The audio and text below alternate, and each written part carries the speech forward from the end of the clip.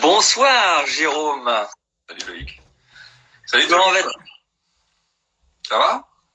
Ça va et toi? Tranquille, comme on dit à Marseille. Tranquille. T'es à Marseille là ou t'es en Non. Normandie? Ah non. Moi je vis en Bourgogne. Donc, je suis Ah oui, en Bourgogne. Bourgogne. C'est Ça ça. commence bien. Alors, excuse-moi Loïc, mais là ça fait 2-0. Hein, je vais dire, alors c'est une petite private joke entre Loïc et moi, mais bon, voilà. On va compter les points de temps en temps, vous étonnez pas. Voilà, bon bah ça fait 2-0. J'aime pas perdre, donc ça commence pas très bien. Je m'attends au petit coup, au petit tacle par derrière, tout ça, quoi. Mais bon, je suis prêt. Ouais, mais c'est vrai que j'enchaîne les interviews, donc c'est vrai que bon, voilà, Ouais. Voilà. Ben, nous, à l'OM, on enchaîne les matchs et on les gagne. Ah, alors là, moi je suis pas très foot, mais alors j'ai cru comprendre que vous avez gagné contre le PSG là récemment. Et je me demande d'ailleurs si la décision du ministre de la Santé de fermer tous les bars et tous les restaurants de Marseille n'est pas justement à cause de cette défaite du PSG face à l'OM. C'est dégueulasse de faire des choses comme ça. On croirait à une revanche de Véran contre Raoult, quoi. Non mais oh. Mais c'est on compte sur le commandant Nebou pour enquêter. Bon, bah, il y aura une enquête en tout cas sur cette affaire. Bon, je vois qu'on est nombreux, donc merci à tous de nous rejoindre. Donc évidemment, je suis avec, vous l'avez reconnu, Jérôme Bertin, le commandant Nebou, dans la série Plus belle la vie, bien sûr, diffusée sur France 3 à 20h20 ou 20h25, je sais plus trop. Moi, je la regarde en replay, donc voilà. Donc aujourd'hui, on va parler de Jérôme, de sa carrière, de ses débuts jusqu'à Plus belle la vie. Il est un peu stressé, mais ça va bien se passer. Donc merci à tous de nous rejoindre et bien sûr évidemment à la fin du live vous pourrez poser vos questions à Jérôme. On prendra 5-10 minutes pour répondre, enfin il répondra à vos questions. Alors moi en parcourant ta biographie j'ai repéré des petites choses étonnantes et la première c'est que tu as passé une partie de ta scolarité en Tunisie. Ma question, c'est donc comment on en arrive à faire des études en Tunisie et est-ce que tu as remarqué des différences entre l'école tunisienne et l'école française, s'il y en a?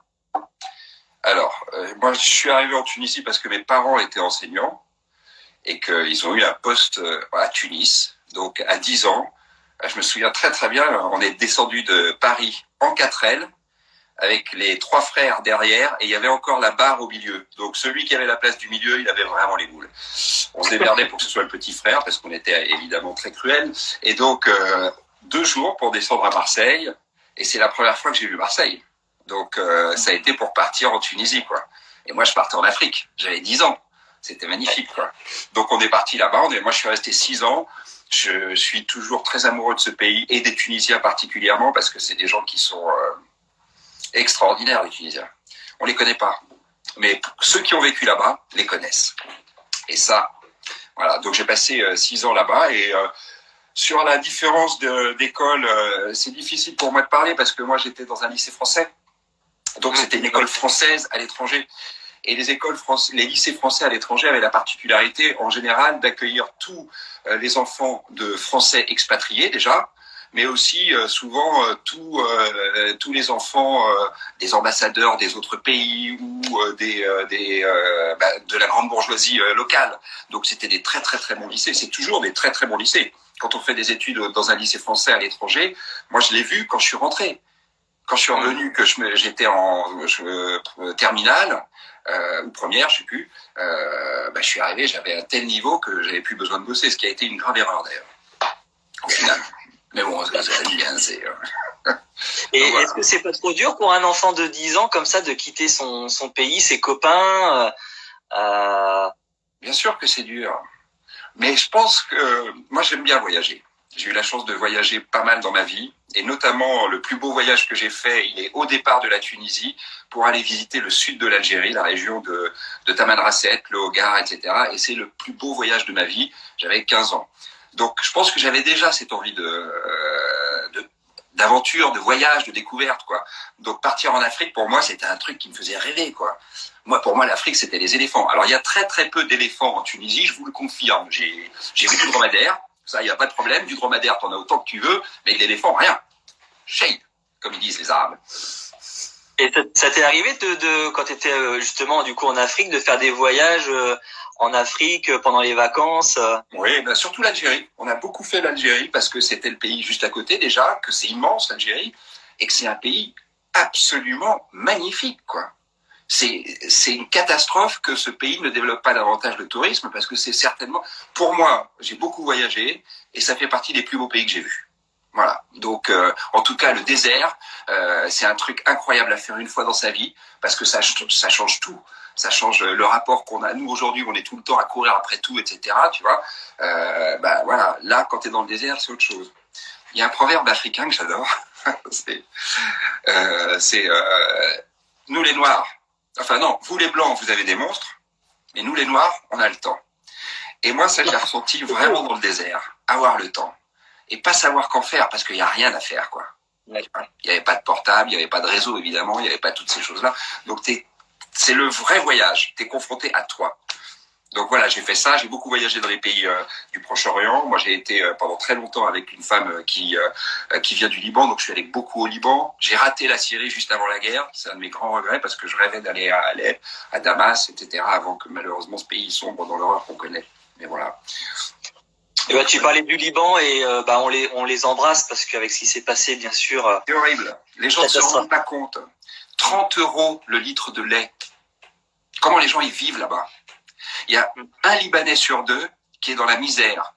Ces gens-là, pendant la guerre de Syrie, ils ont accueilli 1,5 million de réfugiés. Ils ont ouvert leurs écoles le matin pour que les enfants de réfugiés puissent aller à l'école.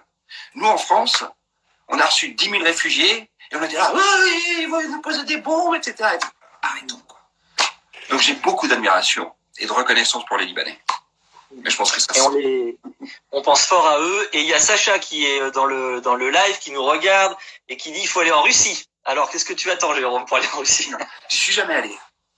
J'y suis jamais allé, mais pourtant ça me fait rêver, quoi. J'aimerais voir évidemment la Place Rouge, Moscou, le Kremlin. J'aimerais beaucoup aller à Saint-Pétersbourg. D'ailleurs, on a une actrice dans Plus belle la vie qui vient de Saint-Pétersbourg, Sacha, qui joue Irina, et que je salue. Salut ma Sacha. Donc voilà. Et oui, j'aimerais beaucoup aller en Russie. Ça s'est pas présenté encore. Mais ça va. Je suis pas mort. Hein. Franchement. Alors certains le savent peut-être pas, mais avant d'être comédien, tu as eu une carrière de journaliste. Comment ce métier s'est-il imposé à toi? Écoute, j'avais 2 passions quand j'étais môme. Et je me souviens à peu près, je pense que je devais avoir 10 ans, je regardais le journal télévisé, et juste après, il y avait le film. Et je me souviens avoir dit, alors que j'étais chez mes grands-parents à Troyes, à Sainte-Savine, dans l'Aube, et j'avais dit, ah ben moi, quand je serai grand, j'aimerais bien être journaliste. Et juste après, il y a le film qui commence, et là, je fais, ah ben moi, quand je serai grand, j'aimerais bien être acteur. Voilà. Donc, j'ai la chance, j'ai fait les deux. Donc, voilà. Et j'ai commencé comme journaliste parce que le monde, j'étais curieux du monde. Tu vois, tu me posais la question, qu'est-ce que ça te fait à 10 ans de partir en Tunisie? Bien sûr que ça me faisait de la peine de quitter mes potes. Mais en même temps, je partais vers quelque chose qui m'attirait, de découvrir le monde. Donc voilà. Et quand tu es journaliste, tu as cette gourmandise-là, de connaître, de comprendre, d'essayer de comprendre le monde. Et de le retranscrire, de le partager avec les autres, quoi. Voire de le changer. Bon, en fait, ça marche pas. Je peux te dire, j'ai fait 15 ans de journalisme, j'ai rien changé du tout. Donc, voilà. Alors, un de tes grands, t'as commencé, en tout cas, en 89, tu t'es rendu à Berlin, suite aux images de la chute du mur de Berlin. Quel souvenir tu gardes justement de ce moment historique en tant que jeune journaliste? Je suis pas encore officiellement, professionnellement journaliste. Mais j'ai cette passion, ça c'est indiscutable.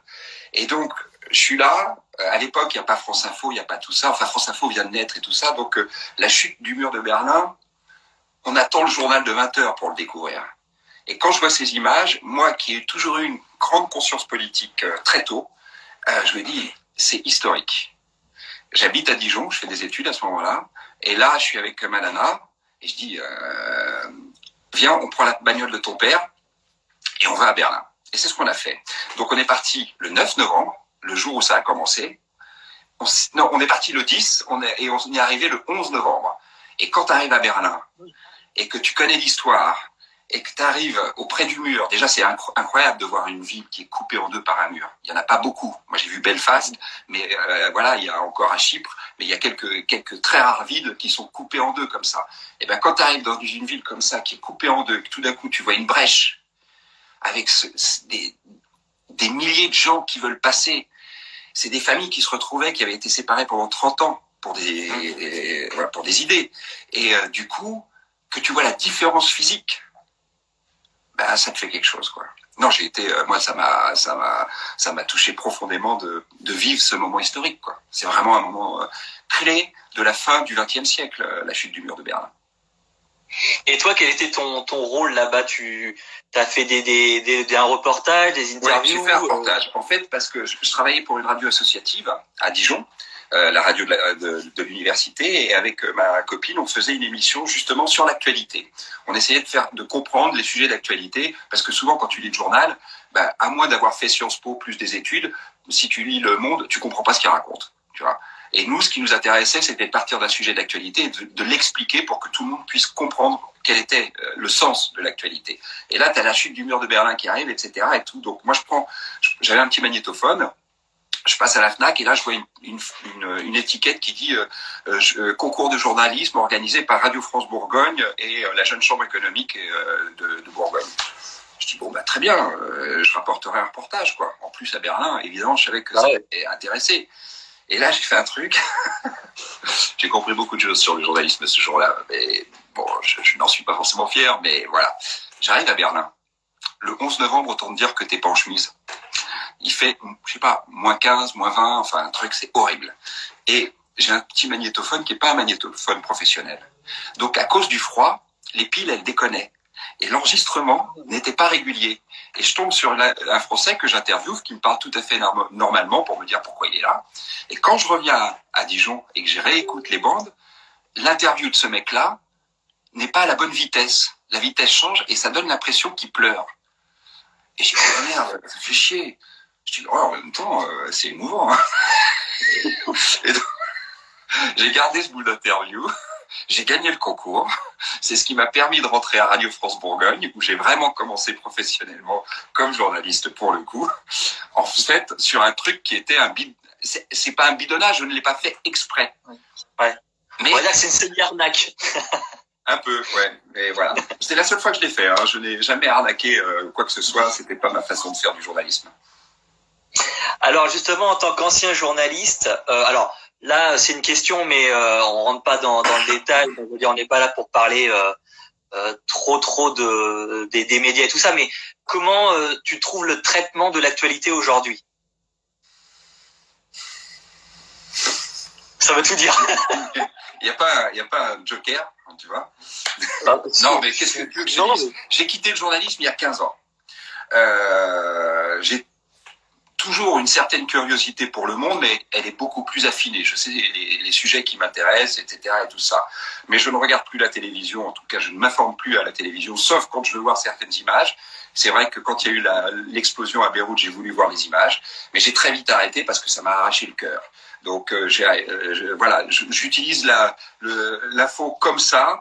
Je continue de lire l'actualité de certains sujets. Maintenant, j'ai un immense respect pour tous ces journalistes qui prennent des risques énormes pour se rendre sur des terrains de conflit et témoigner de ce qu'ils voient.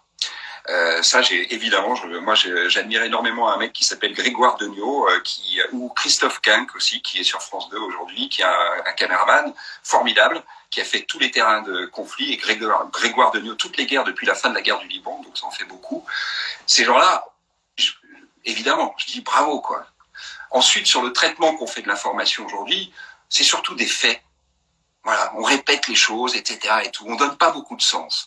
Moi, il y a un mec qui m'a beaucoup inspiré quand je suis devenu journaliste, c'est quelqu'un, mais même avant, c'était Albert Camus. On connaît l'écrivain, mais Albert Camus, il a d'abord été journaliste. Et il a été journaliste pendant la guerre, journaliste après la guerre. Il a dirigé un journal qui s'appelait Combat. Et il disait une chose qui m'a toujours interpellé, c'est informer bien plutôt qu'informer vite. Je crois qu'on est exactement dans la situation inverse aujourd'hui. On est d'accord. Bah, c'était une très belle citation et qui a beaucoup de sens. Alors, en 2001, tu bifurques sur l'animation. Alors ça m'a étonné quand j'ai lu ta biographie. Tu as animé une télé-réalité Aventure sur le net. Alors, c'est marrant parce qu'en 2001, j'aurais pu la regarder, mais je l'ai jamais vu passer. La télé-réalité a évidemment beaucoup évolué ces dernières années. Quel rapport tu entretiens avec ce genre de programme aujourd'hui? Non, mais je vais pas parler tellement de ce qui se fait aujourd'hui parce que je regarde pas, donc j'ai aucun point de vue dessus puisque je regarde pas. Mais par contre, même pas les Marseillais contre le reste du monde. Non, j'ai jamais regardé. Je n'ai jamais regardé un épisode de ça, jamais. Je sais pas comment c'est fait, je sais pas de quoi ça parle, je sais pas comment ça se passe. Et tu veux que je te dise, ça ne me manque pas. Mais je dis pas que c'est de la merde ou quoi que ce soit. Je dis juste, je connais pas, donc je vais pas en parler. Tu vois, je connais beaucoup de gens qui parlent de beaucoup de choses qu'ils ne connaissent pas et qui ont toujours un avis très tranché. J'ai beaucoup d'admiration pour ces gens parce que je me dis mais comment ils font quand même pour avoir des idées sur un truc qu'ils connaissent pas, quoi. Tu vois, eh ben ils le font. Toujours est-il que moi, Aventure sur le net, c'est la toute première émission de télé-réalité en France. C'est avant le Loft. Et pourquoi tu n'en as pas entendu parler? Parce que ça s'est fait sur une chaîne qui s'appelait, et je sais pas si ça existe encore, TF6. C'est TF1 et M6 qui s'étaient mis ensemble pour créer une chaîne jeunesse. Et le programme phare, c'était la première émission de télé-réalité que j'ai donc eu l'honneur de présenter. Je sais que j'ai passé le casting et que Bernard de la Villardière aussi l'avait passé, et Benjamin Castaldi, et c'est moi qui l'ai faite. Bon, le truc, c'est qu'elle n'a eu aucun écho social, parce qu'elle était sur une chaîne qui venait de naître sur le câble. Et à l'époque, c'était pas comme aujourd'hui. Aujourd'hui, c'est hyper accessible. Avant, il fallait payer des abonnements, un truc de dingue, quoi. Voilà. Et donc, mais ça a duré 6 mois. Ça a été une expérience magnifique puisque ça parlait déjà. En fait, le sujet était intéressant puisque c'était est-ce qu'on peut vivre grâce à Internet? Et on est en 2001, tu disais, ou 2000, je sais pas. 2001. Et à l'époque, c'est pas l'internet d'aujourd'hui. Hein. Tu sais, t'as un modem, ça fait. Alors là, si tu veux télécharger une photo, il te faut 3 jours.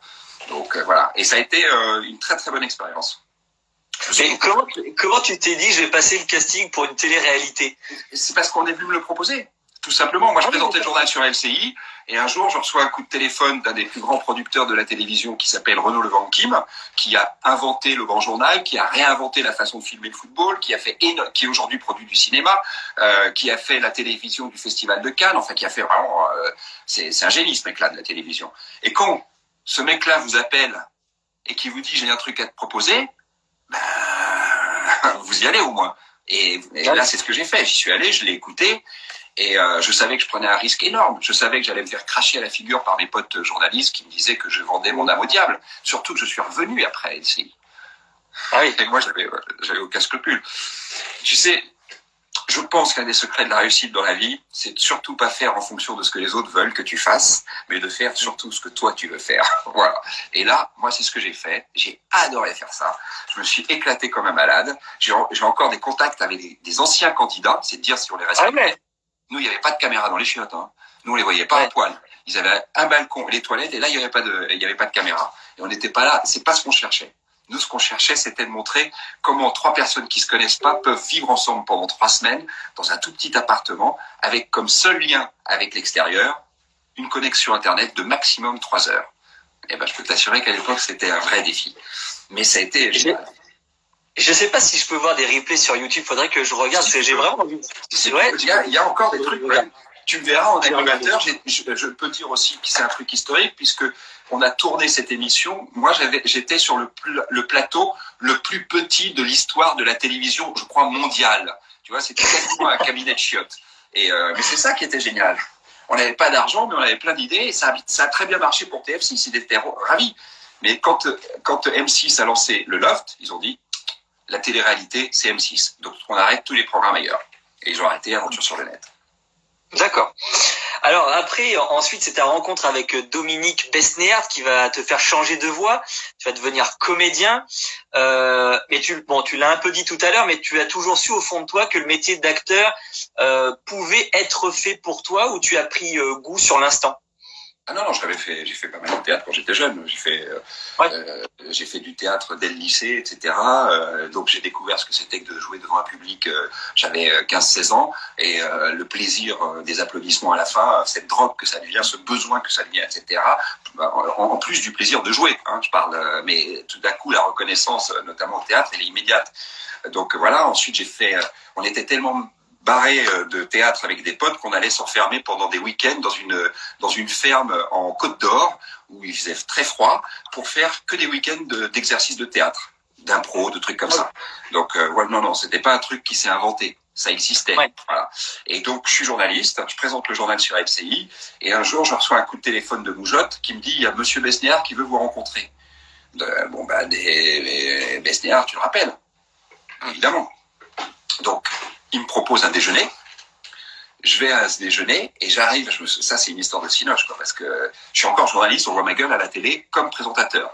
Et je faisais parfois la matinale de TF1. Et donc, j'arrive et dans la vitrine du resto, je reconnais Besnéard. Je rentre et à ce moment-là, j'ai le sang qui se glace parce qu'au fond du restaurant, je reconnais immédiatement Francis le Belge, un des tout derniers parrains de Marseille, de la French Connection.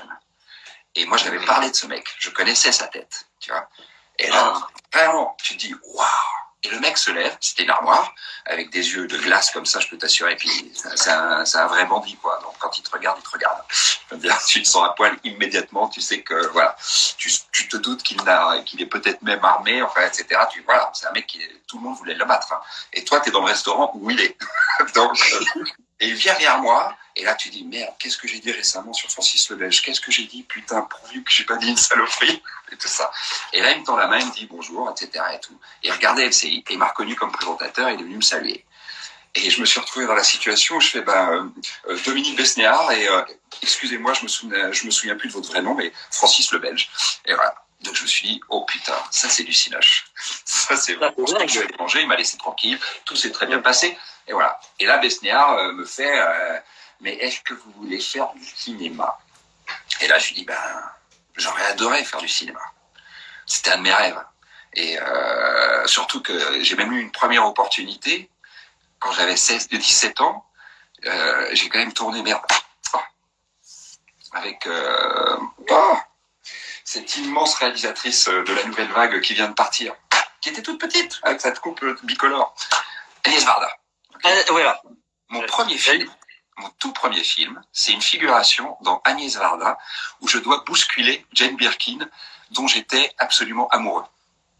Donc, et je suis avec mon père, on se fait interpeller dans la rue comme ça par Agnès Varda, c'est-à-dire que le son est venu du sol, par rapport à ma taille, parce qu'elle était vraiment toute petite.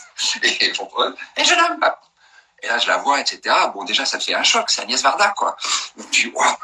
Dis, est-ce que vous voudriez bien bousculer Jane Birkin pour mon film? Bah oui. J'avais juste ça à faire. Et après la séquence, elle me dit, attendez, restez, je pense à d'autres choses. Et là, il y a mon père qui me dit, non, on s'en va. J'avais un père très aimant. Très, très aimant. Donc, voilà. Et il supportait pas, il était jaloux de nous. Donc, voilà. Et il a pas supporté ça. Et donc, voilà, ça, c'est pas fait. Et donc, Besnéard me propose ça, t'imagines? 15 ans après. Alors que tu aurais pu être célèbre 15 ans plus tôt.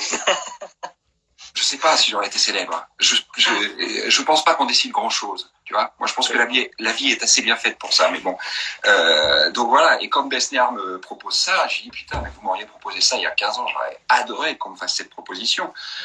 Mais là, je suis journaliste et j'adore mon métier. J'adorais mon métier à ce moment-là. Donc je dis vraiment, ça me fout les boules, mais voilà, je vais rester journaliste. Et on est devenus du coup très potes. Et un jour, donc il m'envoyait régulièrement des scénarios. Il y avait toujours un rôle qui pouvait me correspondre. Et à chaque fois, il me rappelait, il me dit alors, qu'est-ce que tu en penses et tout. Je dis écoute, ouais, c'est pas mal, tatati. Je lui donnais mon point de vue sur le scénar. Et derrière, voilà, il comprenait que je réagissais pas. Puis un jour, il m'envoie le scénario de La Fleur du Mal de Claude Chabrol.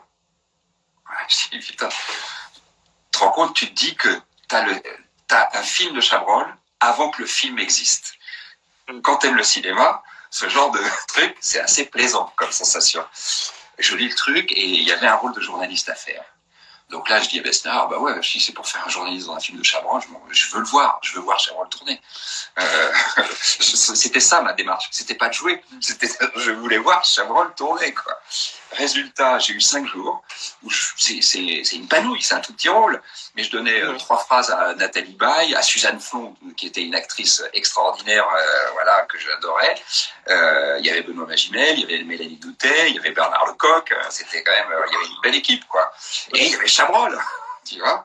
Donc voilà, et là, évidemment, j'ai retrouvé les sensations de quand j'avais 17-18 ans. Donc là, j'ai rappelé Besnard, j'ai dit, écoute, moi je t'avais rien demandé, mais le truc que tu m'as fait goûter, vas-y, fais tourner. Et là, il me dit, alors ça tombe bien, mon chéri, parce que j'ai Chantal Lobby qui fait son film et elle cherche un gros compte télé. Je dis, ah ben ça, je veux, Chantal Lobby. Quant à l'âge que j'ai, et certains des personnes qui nous regardent ont cet âge-là, on a tous été baignés par les nuls. Chantal Lobby, c'était la nana de la bande d'Alain Chabat et toutes la clique, et c'était à hurler de rire. Et elle faisait un film et j'y avais peut-être un rôle pour moi. Je me suis dit, putain, mais génial. Donc j'ai fait les essais, j'ai été pris. Et quand j'ai entendu Chantal Lobby rire derrière le combo pendant que je faisais mes scènes, je me suis dit, waouh. Là, c'était fini. Là, il fallait que je fasse ça. Donc, voilà, c'est à peu près à ce moment-là que j'ai arrêté le journalisme. J'ai d'abord fait un documentaire sur le métier de comédien, qui a été diffusé sur Canal, qui s'appelle Premier Pas, où je montrais les premiers essais de plein d'acteurs qui sont connus aujourd'hui. Et puis ensuite, j'ai commencé à jouer. Et ça a été génial. Et aujourd'hui, voilà. Quel parcours! Alors, avant de passer à Plus belle la vie, petite dernière question qui vient de me passer par la tête là. Le journal de 13 heures a perdu son pépé, son Jean-Pierre Pernaut. Un avis sur ce départ, peut-être? Écoute, j'ai quand même énormément de respect pour la carrière de cet homme-là. Et tu vois, une des choses que je pourrais reprocher au traitement de l'actualité aujourd'hui, c'est qu'elle est extrêmement anxiogène. Tu regardes le 20h, tu prends un Lexomil, tu vois. C'est clair. Alors que tu regardes Plus belle la vie, qui traite parfois de certains sujets qui sont dans le journal, derrière, tu ressors, tu as envie d'en parler, tu as la banane, tu vois. Il faut pas oublier ce rôle-là de Plus belle la vie, qui a un rôle extrêmement informatif sur des vrais sujets de société.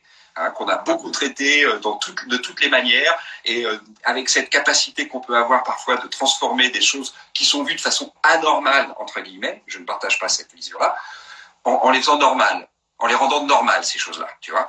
Donc voilà, mais donc quand Pernaut part, je le dis, je sais qu'il y a beaucoup de gens de la profession qui sont énormément moqués de lui. Moi je dis, ce mec-là, le succès qu'il a eu pendant tout ce temps-là, immense respect.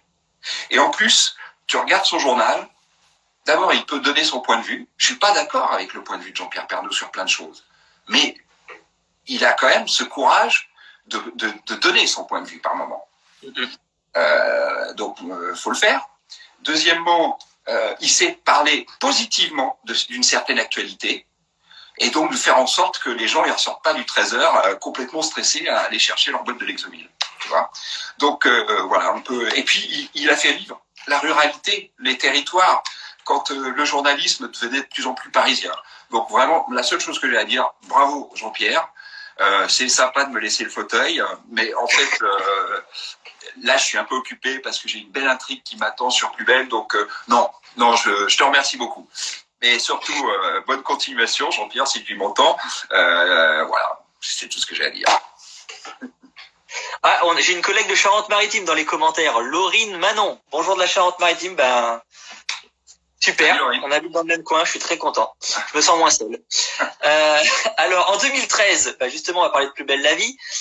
Tu remplaces donc Franck Sémonin dans le rôle de Patrick Nebout. Est-ce que tu te souviens de ton casting pour Plus belle? Sûr. Bah oui. C'est mon plus long casting. Peut-être avec le casting d'Alice Nevers, que j'ai pas fait, mais je suis allé très très loin dans le casting. Puisque j'ai passé, je sais plus, 3 ou 4 fois des essais avec de plus en plus de monde qui venait, puis ensuite des essais avec Marine elle-même, etc. et tout ça. Donc voilà.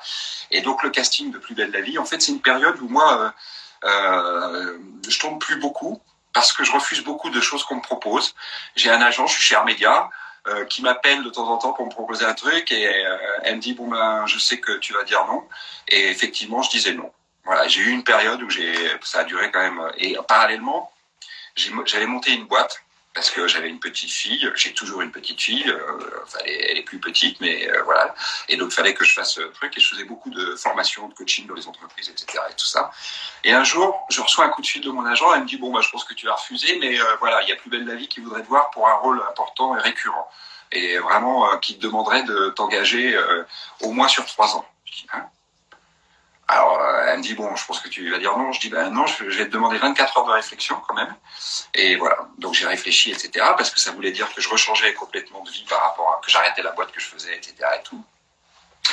Et voilà, le problème, c'est qu'il y avait le démon du jeu. Et puis, je savais qu'en allant sur une série comme Plus belle la vie, j'allais jouer des choses que je n'aurais pas forcément l'occasion de jouer ailleurs. Tu vois, donc j'étais très tenté, et donc je passe le casting. Mais le problème, c'est que le jour du casting, juste avant, j'étais dans une banque à faire de la formation sur comment ne pas répondre aux questions des journalistes, justement.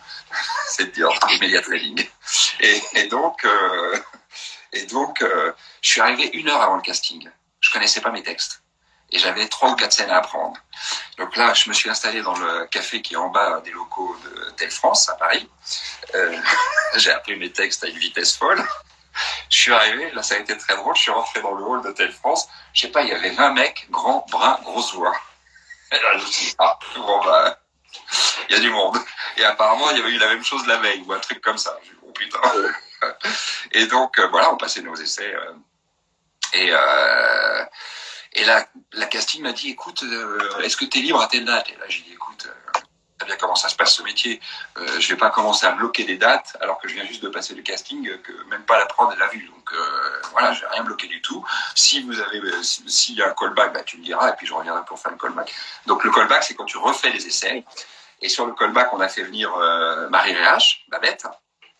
Donc on avait des scènes ensemble, ça a tout de suite très bien fonctionné.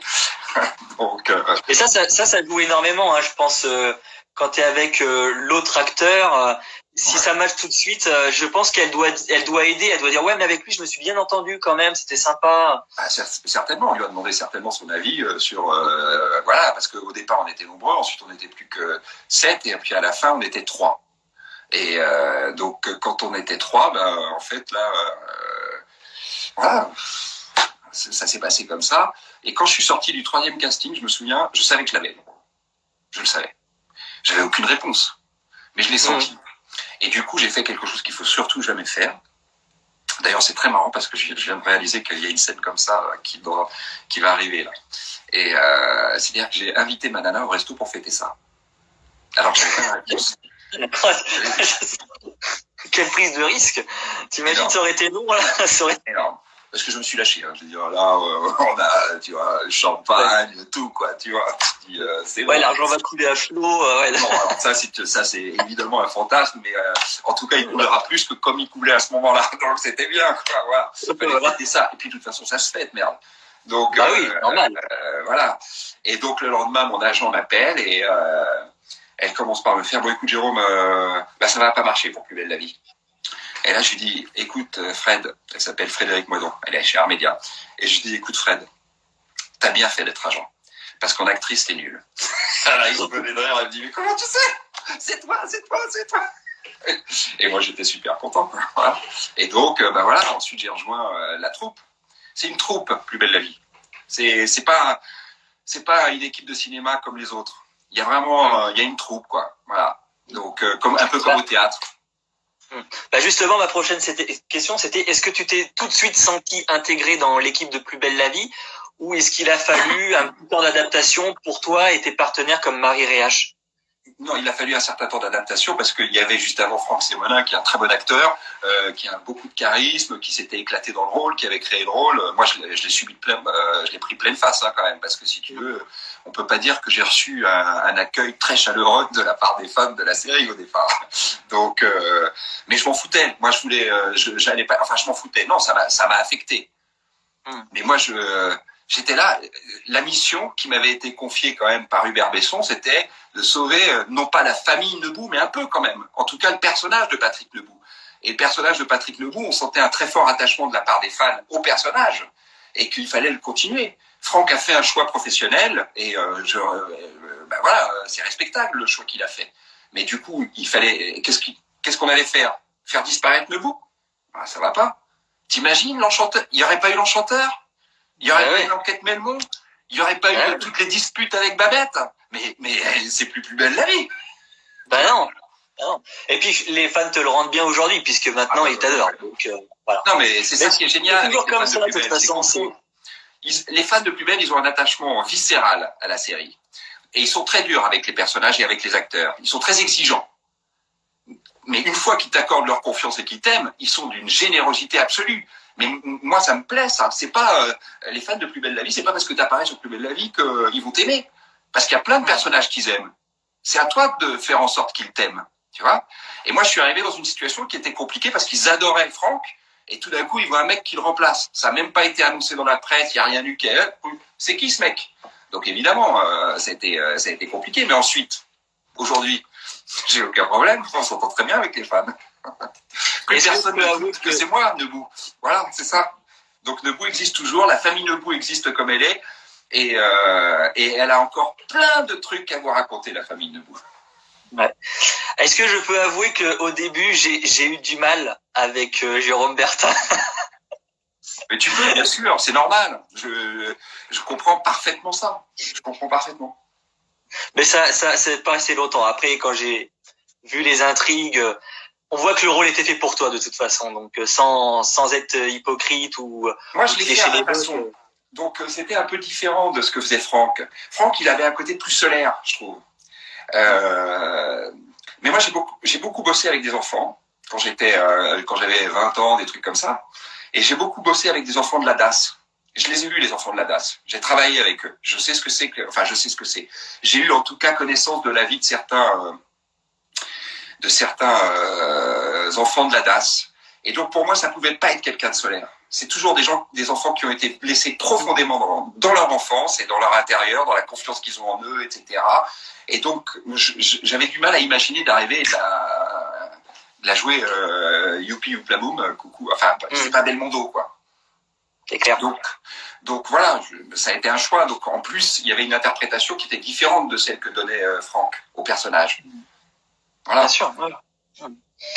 Alors récemment, tu as été au cœur d'une nouvelle intrigue. Je te montre un truc ou pas, Loïc? Ah bah vas-y. Regarde, mon premier film. Ah, une photo en noir et blanc, il n'y avait pas les couleurs à l'époque, c'est vrai. Ah, je t'emmerde. Tu vas voir. Ça, c'est mon premier film, c'est avec Chabrol. Donc Chabrol, il est là. Voilà. Ah ouais. Ah oui, j'avais, ouais.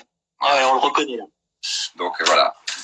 Très belle photo. Je garde pas beaucoup de photos professionnelles, mais celle-là, je la garde parce que c'est mon premier vrai film. Donc voilà. Ouais. Oui, alors tu disais, beaucoup d'intrigues, de trucs. Melmont. Alors oui, donc, tu étais récemment au cœur d'une intrigue assez dure, celle autour de la mort de Melmont. Les fans ont eu peur que le couple Nebout disparaisse. Toi, très honnêtement, est-ce que tu aurais été déçu si les scénaristes avaient choisi de briser ce couple mythique qu'est les Nebout?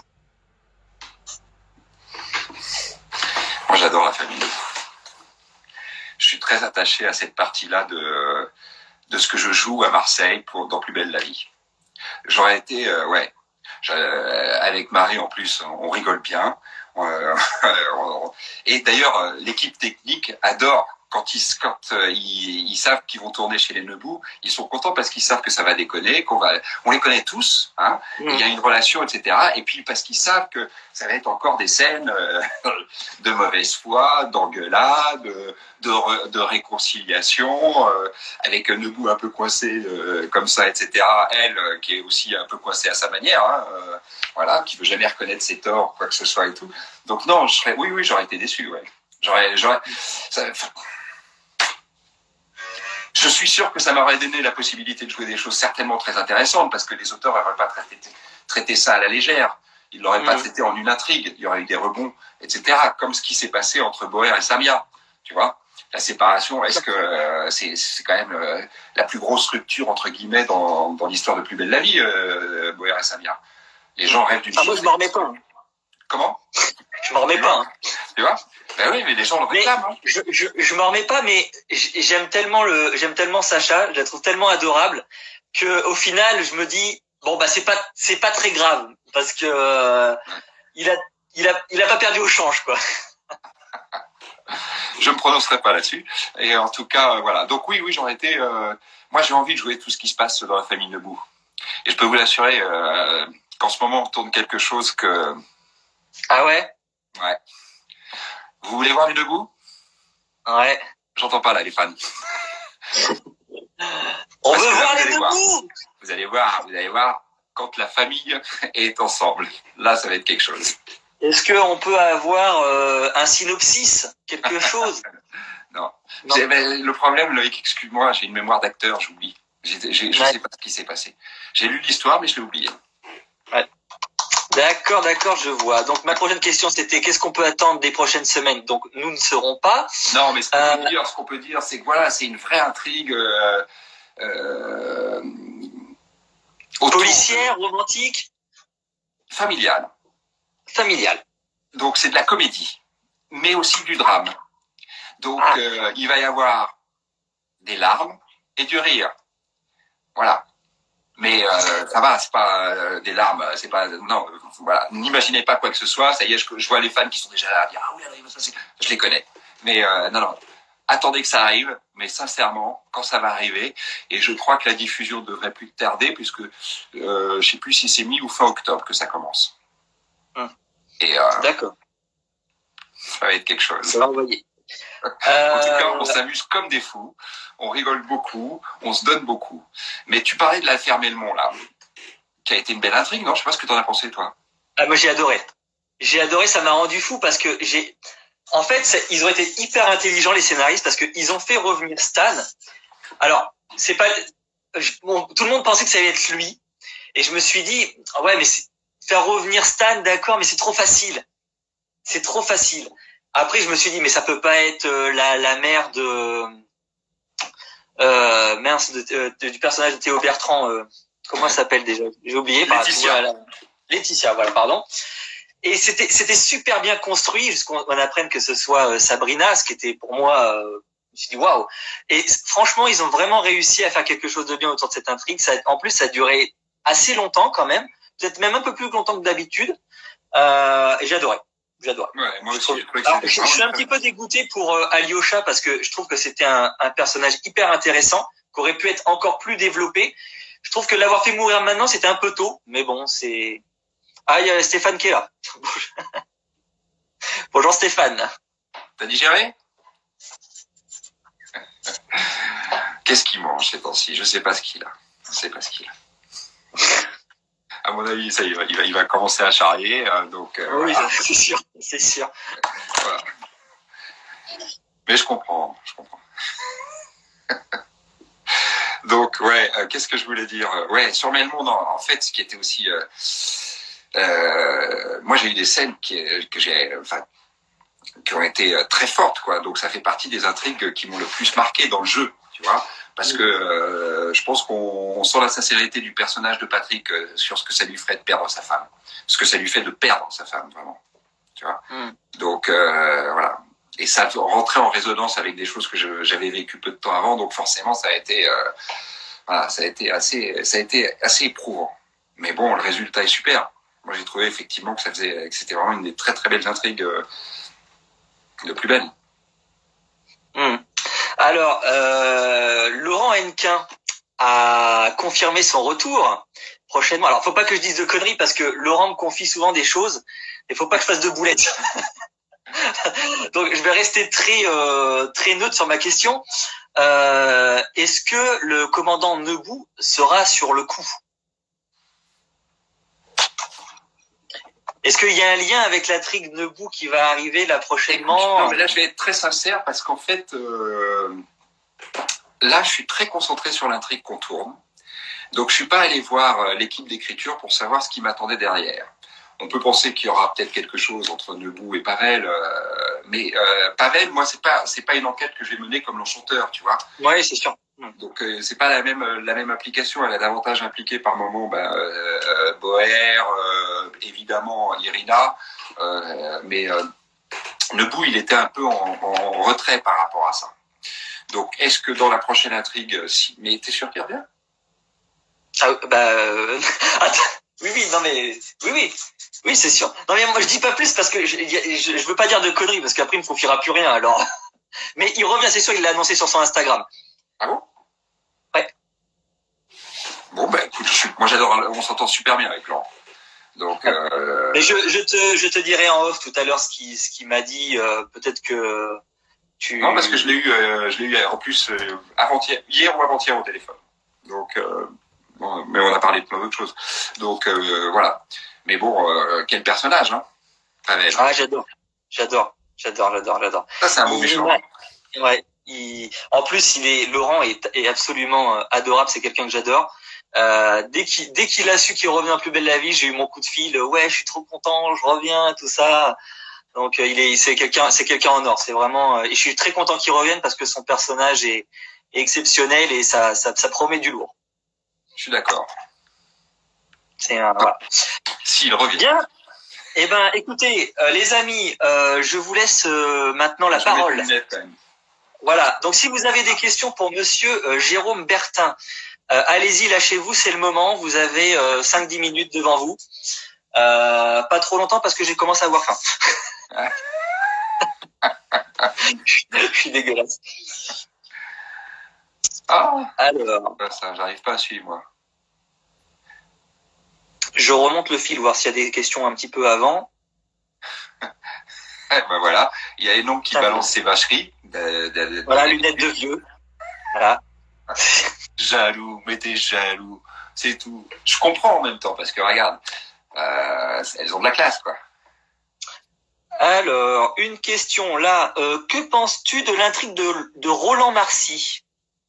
Écoute, comme je le disais, là, je suis très concentré sur ce que je tourne, donc je regarde pas trop en ce moment. Ouais.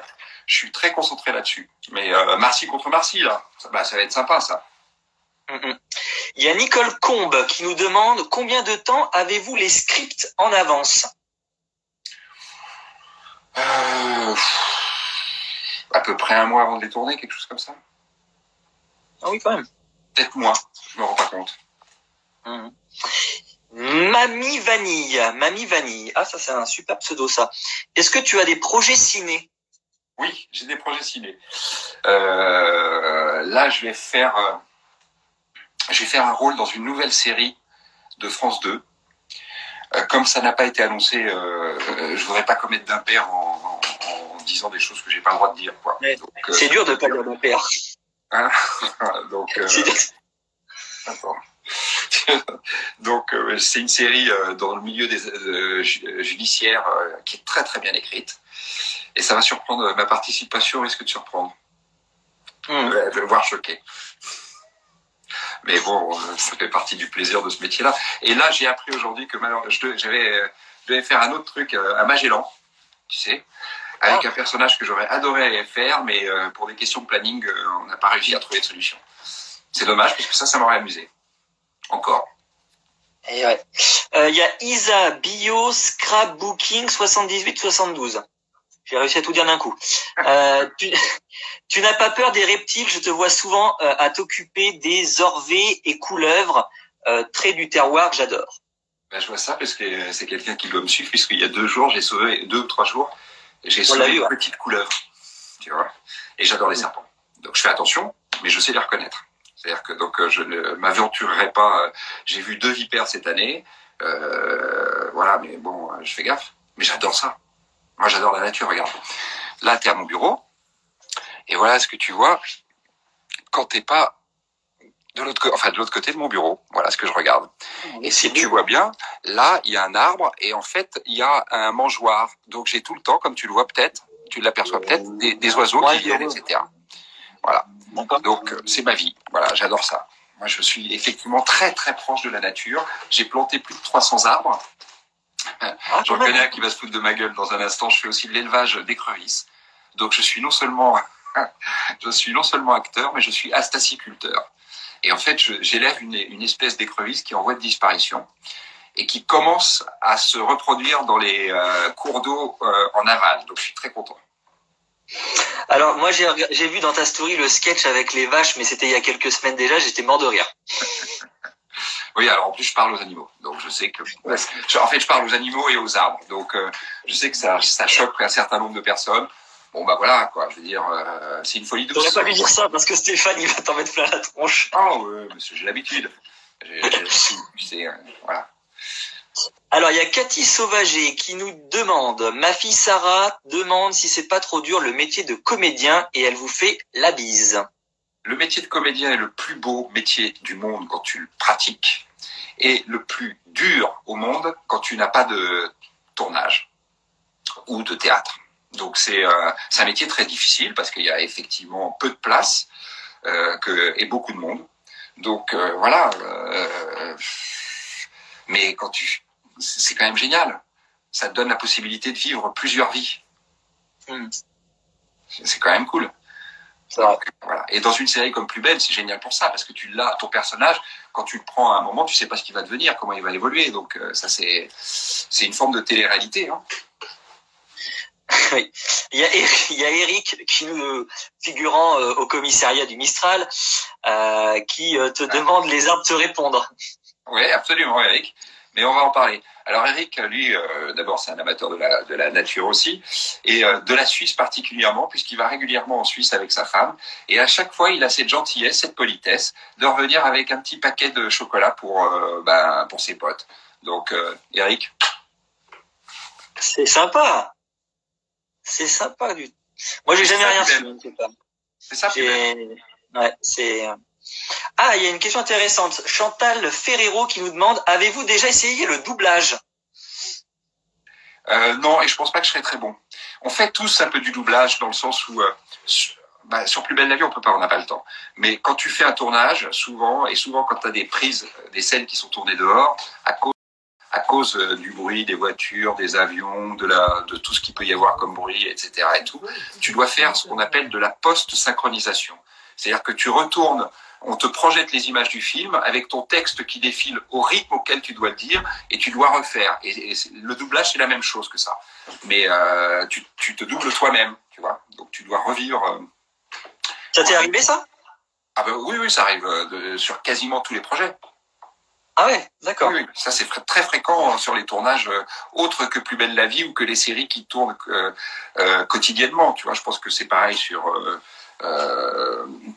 Un si grand soleil ou Demain nous appartient. On va très vite et il faut qu'on ait des excellents ingénieurs et preneurs de son, ce qu'on a, pour que vraiment on sache avant que les images partent au montage qu'on a tout le son qu'il faut.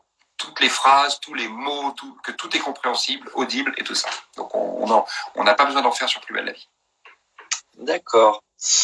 Alors, qu'est-ce qu'il y a d'autre? Je regarde. Ah, il y a Isa qui nous demande, pas trop dur les scènes avec les distances sanitaires, surtout d'amour.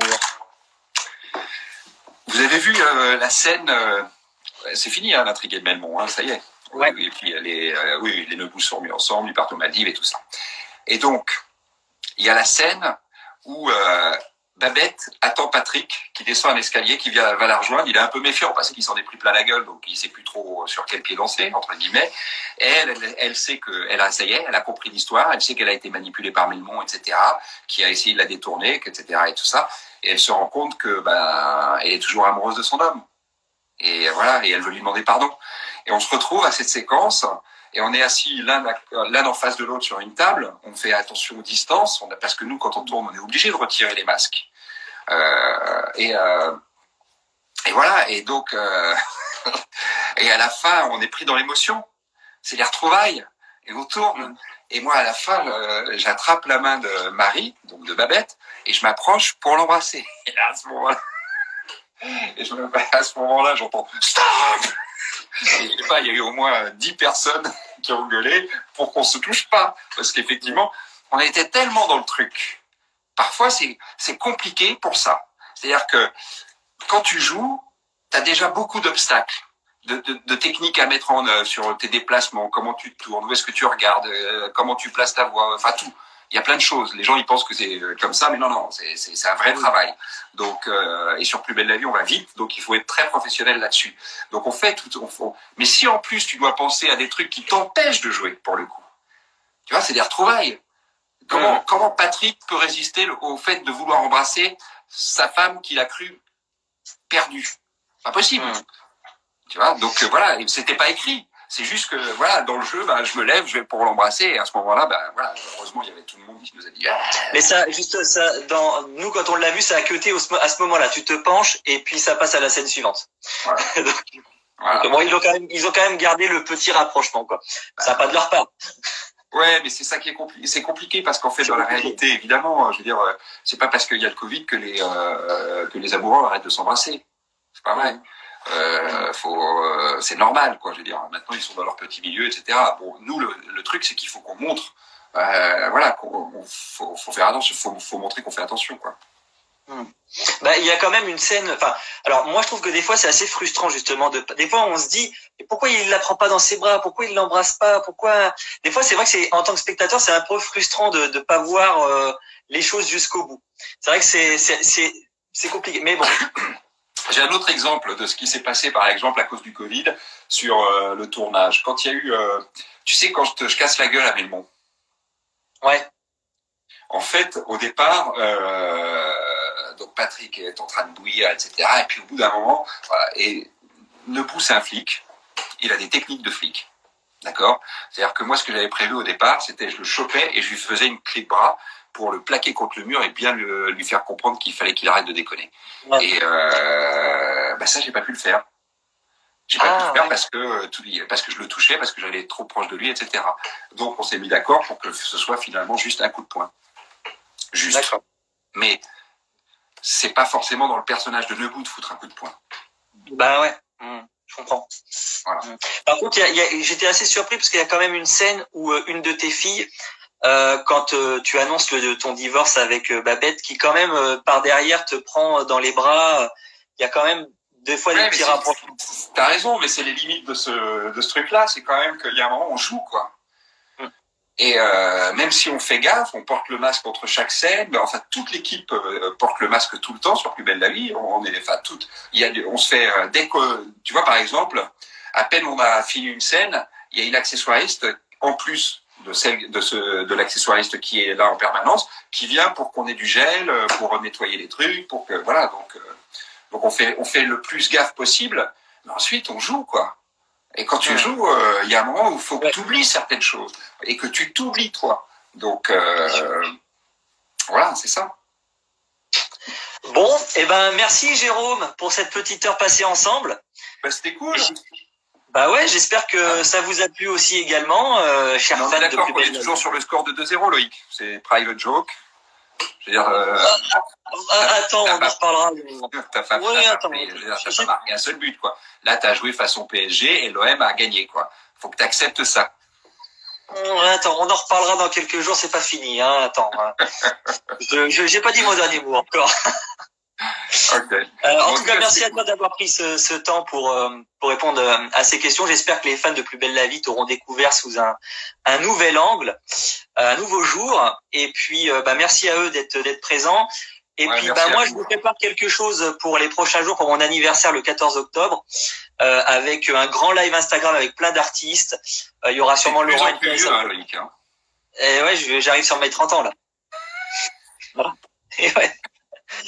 Donc voilà, donc je vous embrasse et puis je vous en reparlerai prochainement de ce projet. Voilà.